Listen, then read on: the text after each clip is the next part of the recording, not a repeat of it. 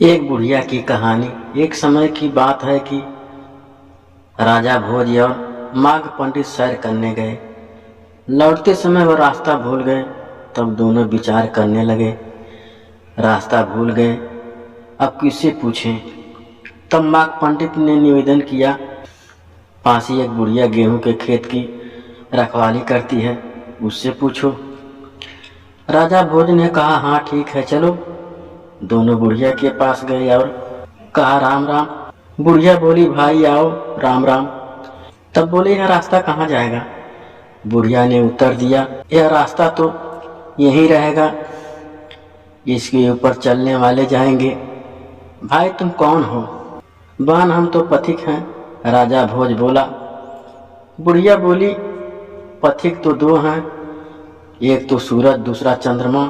तुम कौन से पथिक हो भाई? सच बताओ तुम कौन हो?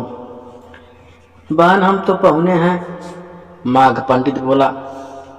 पहुने दो हैं, एक तो धन दूसरा यवन। भाई सच बोलो तुम कौन हो?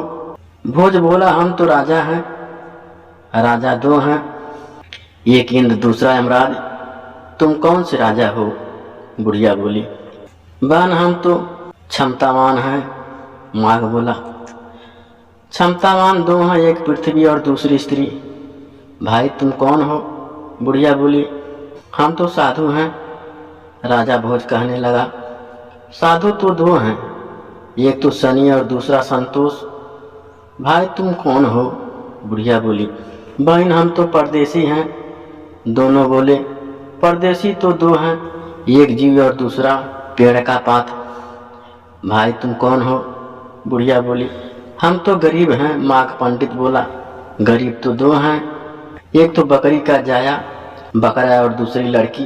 बुढ़िया बोली, बहन हम तो चतुर हैं, माघ पंडित बोला। चतुर तो दो हैं, एक यज्ञ और दूसरा पानी। तुम कौन हो, सच बताओ। इस पर दोनों बोले, हम कुछ भी नहीं जानते, जानकार तो तुम हो। तब बुढ़िया बोली, तुम राजा भोज हो और एक पंडित माघ है, आओ यहीं उज्जैन का रास्ता है।